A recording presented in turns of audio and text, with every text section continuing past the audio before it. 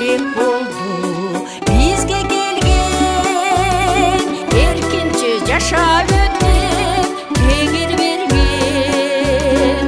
Кар өзгөй болбойлучу бул жалганда, ажалды айткылачы, ажалды айткылачы, кимдир жеңген.